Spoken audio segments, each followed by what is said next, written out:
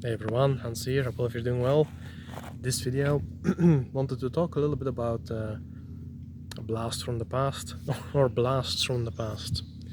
It's going to be a bit generalized, but there is a purpose to it, I suppose. You see, have you ever considered just going back to some of these old videos from like 5 years ago of, let's say, these right-wing and what have you movements and the talk that happened in them, the figures that were there and all of that.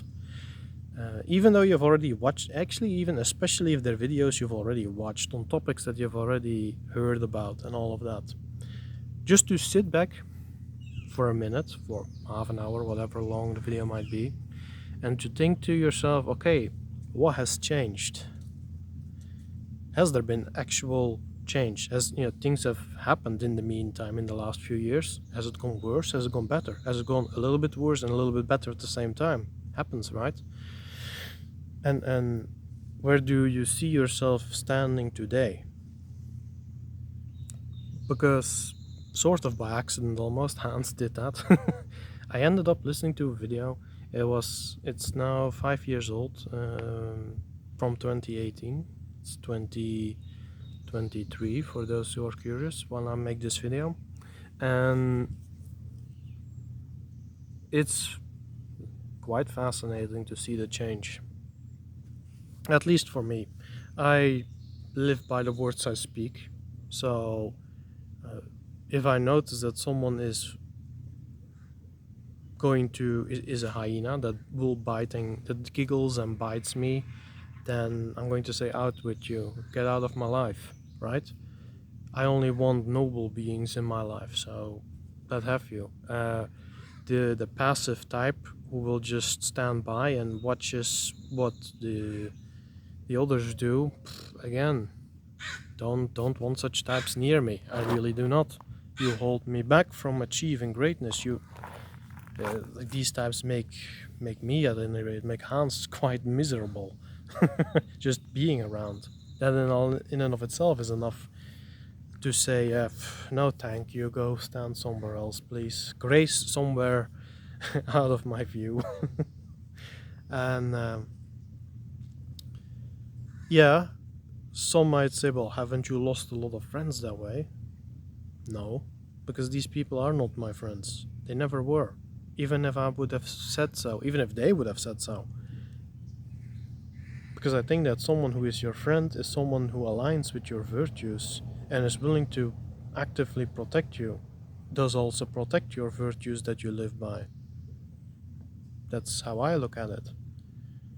Now, if someone's virtues change, then they once might have been a friend, but they are not a friend anymore. You could maybe see it that way, but that is someone who is being dishonest with him or herself. You could refine your virtues, but they're still fundamentally part of your lifestyle, right?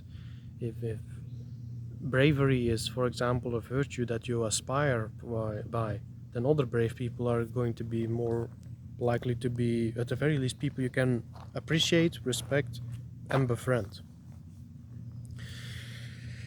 Changing that virtue is basically saying that they turn coward. They start running away from everything.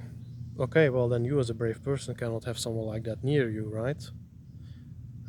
And it is not, you could do it, but it's not onto you to instill bravery in that person. That's onto the person, him or herself. But refining your virtue, let's say refining your bravery, let's say you were only brave in certain aspects of life. You stood your ground for, let's say, someone who was taking advantage of you financially. Let's say you always have a full fridge and they came in your house and took from your fridge without even asking. And you stand your ground in front of your fridge, preferably, I suppose, and say, hands off, keep your hands out of my fridge. A certain type of bravery, right? But then when that same person now tramples the flowers in your garden and this person stays in a house and does not do anything about that, well, that's a form of cowardice, right? I know, silly examples, but you get the idea. And the refinement of that is to come out and say, hey, off my flowers too, and out of my life, out of, stay just away from the property that I have altogether. Something like that. Well, other brave people are gonna look at us like, see, this guy or girl stands his or her ground, and that's what I do. So we can align. We can respect each other at the very least. We can appreciate each other, perhaps. If respect is too much. And yeah, to befriend people like that. That's I think a healthy way of dealing with life. You have those who pretend to be brave, but that is again that's cowardice at the end of the day. That's because these people are not even their real selves. They live a false life. And such types always want you to live a false life too, to make themselves feel better. Hence politics. I mean, yeah, kind of a little bit of a tangent there. But coming back to the initial point of the video that I was watching. Okay, so you have someone or a few people and they're talking about, okay, where do you want this political movement to go? What do you think it should be about? What about the conversation of men and women? What about the conversation of whites and the anti-whites that want to destroy them? I sense that back then it's even though the people back then, they were already learned, they had their stuff, they knew their stuff, let's go with that. There seemed to be a certain uncertainty still. Oh, I've got everything nailed down, but how should I call it? What do I do with it? What would I like? What would I want? And sure enough, for example, a political movement at that time that they were talking about, you could say now, oh well, that's a useless video to go back to because it's done. It's a done deal. The attitude of the people involved, and are they still at it? Are they still trying to do right by their people? Because movements come and go at the end of the day, and that's fine. That's healthy. It's like anti-white movements. They seem to really stick for a really long time, right? But again, a movement should always be a temporary thing, if it should be a thing at all. Personally, I do not think that is necessary. You just need capable, good-natured, virtuous people. What do you call that? Whites of good character. I think some American document once had it written down as doing the right thing. And actually, non-whites, there are actually non-whites who want the white race to survive as well. Not always because they love the white race, but they know that if whitey goes, then the tyrants that are coming after whitey are going to come after them closely after. So wiser people from non-white strains.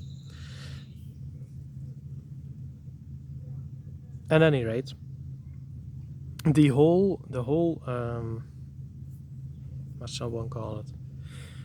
The comparison to make there. Okay, so how did people talk about it 5 years ago compared to today? Now, it's going to be a different opinion for everyone, and there's no real point, I suppose, in me sharing mine. I could, of course. Maybe I should, I do not know. But it might be a worthwhile exercise. It might be a worthwhile exercise. Has your life improved in the meantime? Are you still in the same spot?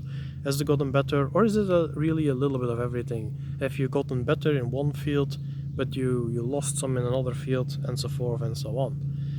And that gives you a certain wisdom, I suppose, doing that, to reflect on what has been talked about, and what can you pluck out of these old videos, for example, that is still around today, and say to yourself, this seems like something that really endures, that really lasts. Because the movement might have died, but the people involved with it, you have some who've given up, but you have people who in the wake of that have actually come into the fray. It's like, oh boy, the people I thought that were going to be a shield for me are gone. I need to pick up my own shield. And off this person goes. While someone else like, oh, the movement is gone, so it's all for naught. I tossed my towel in the ring, blah blah blah. Yeah, going to have stuff like that. But overall, what do we learn out of that? And again, what is it that lasts? attitudes, the drive to still come through, the drive to persevere, the will to, I suppose, the will to power, the will to meaning, that doesn't go anywhere. That's inherent to man, if you will. So, what to be done with that? Did new movements come out of the death of the old one? Or are people just as individuals, kind of soloing their way through, or are they interacting with other good people who want the same? Yeah, it's sort of. It's like a mixture of socialism. Bleh, no, individualism and collectivism is what I wanted to say. And are they just doing things on their own time, in their own way, with their own capacities that they have in life? I think that is all really interesting to look into, especially, for example, also for yourself. Like, where were you standing back then? 5 years ago, what were you thinking? What were you worrying about? What were you doing? And as some of that still lingering? Has some of it gotten worse? Has some of it gotten better? What do I do with that knowledge? Can I harness that, accept that, and then somehow, find my way forward to do something more with my day, to do something better, to maybe drop some things that have been a waste of time all along, right? I think that is life. That's part of the learning process of life. And I think that it is very healthy. I think I'm going to leave it at that point. Just the idea of go to some old videos, even if you know that the topics themselves is basically dead topics, pointless. Just to go back and listen in and say, oh, I got the feeling, or I'm thinking that it actually has gotten better. Stuff has improved and gotten worse at the same time. That's just how it is, and that's fine. That's okay. It's not about focusing on one or the other either. It's like, no, just realize that out of both of them. And how can you, if you're driving, let's say you're riding on a bicycle and one wheel has a dent in it and the other wheel is perfectly fine, right? Well, you're gonna have to keep, and let's say you have to keep going with your bicycle, if you will, or you can get off your bike and check the bike. Even though you have no means immediately to repair to it, well, what route are you gonna take with your bike? One wheel perfectly fine, the other one dented. So it's a bit of a hassle to really make some decent traction, I suppose. What can be done there? And that is totally up to you. It's totally up to Hanz. Don't need any big groups or whatever. You don't need any leaders to tell me that. Don't think you need that either. Might be easier, might be perhaps for some a bit of fun, might give them a place of belonging, but it's not really needed. There is what you want and there is what you need. And part of maturity is that, you're not always going to get what you want, but you have to go after what you need, because that is, I guess, shall we say, a dictum by nature, right? And you have to be able to tell one from the other. Someone who says, I need candy, no, you want candy. I need food, yes, you need food. Quite a difference, right? But as Hanz said, I always speak to the mature folk. I do not think I really need to explain that. There's a little extra for those who still are on their way to maturity, I suppose. Maybe one final thingy that I want to bring up is that for Hanz, I see things actually improve. I really see things improve. I see that people are learning that it's not gonna be done with movements, or that is to say, if you go with a movement, that do it with short-term goals and do it with the intention of teaching people rather than taking over society. And as one of the lessons from one old video that I watched as it went, is that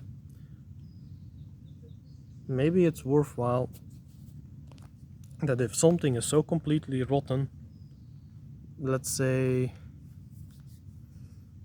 just go with a wooden castle. The wooden castle is still a castle, and it's termites everywhere. There's mold everywhere.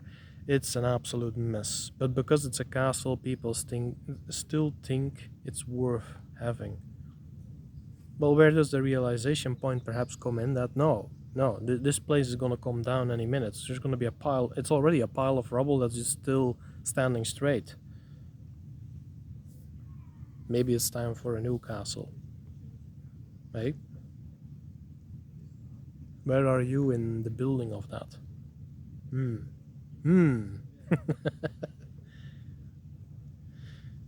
And yeah, I wanted to share that. I think there's value to that. I'm not saying that you need to binge watch 20 hours worth of video of something that happened, videos of 5 years ago. That's your own call. But just the one video here or there, I think that is valuable. There is also one more practice, of course. There's one more practice, of course, that's also always worth doing, as what I try to do, is that at the end of each year, I look back at the year that has transpired. I look back at, if it's December, I look back at January, and every month in between then. And I think, where are the mistakes that Hanz made? What has gone well? And where are there improvements to be made? What have I learned? What information can I solidify as something that is, this is bound to happen again, like the patterns, if you will. What will happen again if I maybe do not do enough work, or I do the wrong type of thing, or I slip, I forget something, whatever it's going to be, right? It can also be accidental, and again, you can accept that just as well as just a wrong choice, or a lesson, I suppose, that you needed to learn. Either you win or you learn, right? And hopefully actually you also learn while you win. Which victories have you had that you say, okay, I can do this again, or I can do it even better next time? And gradually, surely, there's the build-up. Which people were around me? Ooh, that's a big one. Which people did I let around me, and was their presence actually a boon or not? And you can do that for everyone that you know. And that is totally fine, by the way. That is totally fine. Very important. So one of the main lessons for Hanz is also knowing who to let close and who not. There are people who, it's not necessarily out of malice, that's something I learned, that there are good people who come from the sewers, they climbed out of the sewers, they want to be better people, but at some point, let's say they're halfway up the ladder to get out of the sewers, and for some reason they decide that they're gonna stay there. That is the hill they'll die on, like the ladders in the sewers. Thinking that because they see the light through the hole in the street above or what have you, that I can see it, the warmth of the sun is upon my face, I've reached it, I've reached where I need to be, even though like the muck is still like running from their shoes and they have no idea what's beyond. It's kind of like the allegory of the cave of was it Plato? I think that's what the image is missing. It's these few guys, they're climbing out. You have like this guy who climbs out, and he needs to hold his hand for his eyes because the sun is too blinding. It's actually kind of painful for him to get out, but everyone can acknowledge it. But this is where the air is fresh. This is where the sun shines on your face. This is where nature is and all of that, right? This is where you meet the world, where you meet reality. But what these images mostly are missing is these few guys who sit halfway in the tunnel and they decide that's where they ought to stay. Because they also have like a few rays of the sun in their face, and that's that. That's something that Hanz learned in the last year at least. That's a valuable lesson. Now what Hanz can do with that, need to think on that some more, but it's definitely a good knowledge to have. The Odinic journey, right? The Odinic journey, it's not, well, what it's not is definitely, for example, shouting the deity's name constantly and swinging a sword around and boozing on meat all day. If that is your thing, then more power to you, but it's the seeking of knowledge is a big part of the Odinic journey. And there is that. It's to be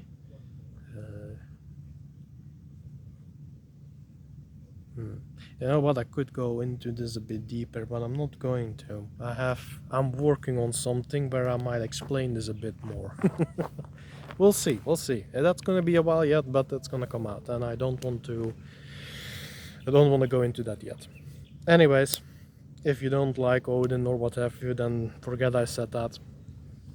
But definitely to revisit some stuff from the past, some videos from the past or whatever, you just go through it and say to yourself, what has improved in general, or what has changed, if you will, what has changed in general, what has changed for you, and what do you think? What can you do with that? It's not even if your conclusion is, oh, everything is somehow as if it's true, but everything is worse. Oh, okay, well then that means that it can only get better again, right? Suppose you could say, you're even worse. Well, how about then just changing our mindset to saying, actually, it can go better. If it's really worse in every field, it can always get better. That in and of itself is enough change, perhaps already then, if that is how some will definitely be.